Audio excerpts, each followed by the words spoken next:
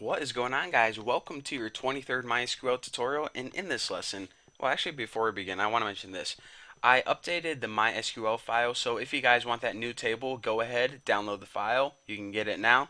There you go. And if you don't know, it's my website is tnbforum.com, and just go in the database section, and it's right there for you guys. But anyways, what I want to talk about in this tutorial is outer joins. But before we begin that, I want to mention something that I probably should have mentioned last time. Remember when we were talking about column names and how you can have a column and you can give it a nickname by writing like as C or something, and then you can refer to that column as C? Well, you can also give tables nicknames. So I just want to show you guys a quick example because I'm probably going to be giving tables nicknames in the upcoming tutorials, and I didn't want you guys to get confused. So let me go ahead and type the whole query because for these, it's easier if I type the entire query and then explain it. So I'm just going to go ahead and select I dot seller ID, and I'll give you guys a couple. I dot name and C dot ID. Might as well type it on different lines. From customers as C, so you guys can probably see what's going on already. Items as I. So basically what we did is, let me just go ahead and finish this before I start blabbing on. Seller underscore ID equals, and I'll just do C ID. Now let me run this and make sure this makes sense. There we go. No errors. Good. So basically, like I said, not only can we use the as keyword to give a column a nickname, but we can also give a table a nickname. So whenever we do that, just go ahead and write your table name as, and then give it a nickname, hopefully shorter because, if it's longer, it's not really a nickname. And do that with any table you want. And then on your entire query, instead of referring to this as items, seller ID, items name, customers ID, you just go ahead and you use that nickname. So not only whenever you're referring to the columns, but also in your where clause as well. So again, like I said, basically you can give tables nicknames as well as columns nicknames, and it just makes your coding a little bit faster, maybe a little bit easier to read. But anyways, I'm going to be giving nicknames in the upcoming tutorials, just didn't want you guys to get confused. But now we can get to the good stuff, the heart of this tutorial, which is outer joins. So what is an outer join? Well, let's go ahead and remind ourselves what an inner join was. An inner join was basically when we have two columns and we want to match them together. Okay, that's nice. But sometimes, and you guys probably noticed this already, you're going to have these instances where your rows don't line up exactly. Maybe you have some items that don't have a seller ID, or maybe you have some customers or users for your website who aren't listing items yet. Well, that's nice, but what if our boss comes in and he's like, Bucky, listen, I'm gonna need a list of all the customers and the items that they're selling. For example, if Bucky's selling a tuna fish sandwich and a Corvette and a life vest, I'm going to need a list of those. So again, the name of the user and the items they're selling. Okay, simple enough. We'll just do a simple join. Should be on your way. But then he's like, oh, by the way, I also need to know, I also need the name of the user even if they aren't selling any items.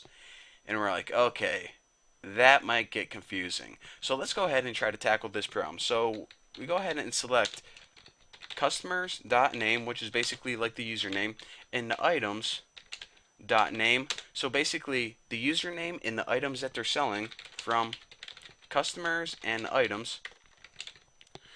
Where, remember, where is basically saying how are these tables related. So customers dot ID should equal seller underscore ID. So we go ahead and rerun this, go check it out. And we'll just go ahead and sort it, make it look a little bit prettier. We hand this to our boss and he's like, wow, this is looking pretty good. Wait a minute, I could have sworn that there are some more users on our website. What the heck happened to them? Some people's names are messing up. Well, the reason that some people's names aren't showing up is because they don't have any items listed right now. But what if we wanted to show them anyways? Okay, that could get kind of confusing. So let's go ahead and rework this query a little bit. So of course we want the customers in the item's name, and we also want to use the customers table, but instead of just going customers and items where, like we did before, what we want to do is write list left outer join. And I know the syntax looks weird, so I'm just going to go ahead and type this query and then tell you guys. So left outer join items. So take note that there's a table name here, and then you write basically join with this table on. And remember, the on keyword is basically saying how are these tables related. So customers.id, and this is basically the same condition as last time, equal seller underscore ID. So let's go ahead and run this and see what we get. Well, check it out. Not only did we get basically the same list as last time, but as you can see, it now lists the users that do not have any items listed as well. So when they don't have anything to associate it with, when your conditions aren't met and they don't have any related data, it still shows the table on the left. So basically, this query is different from a simple join because whenever you hit left outer join, it's basically saying that show all customers with items even if they aren't selling any items. Sounds weird.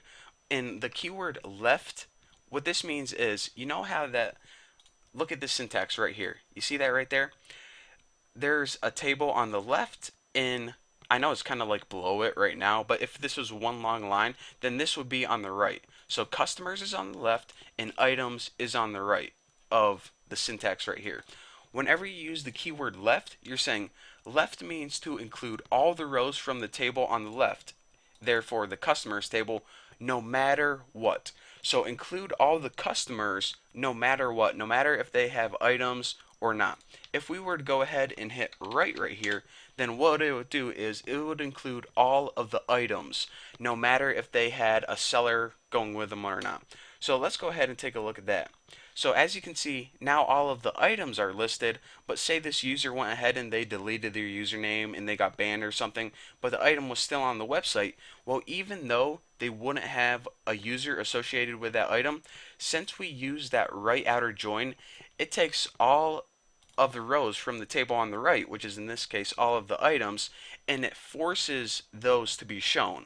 So even though it doesn't have a customer associated with it, it forces those items to be shown.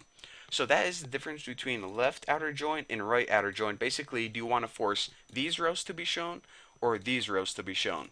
So again, that is what an outer join is, basically forcing rows to be joined, or excuse me, forcing rows to be shown, different from a regular join where both of the, basically they have to have related data.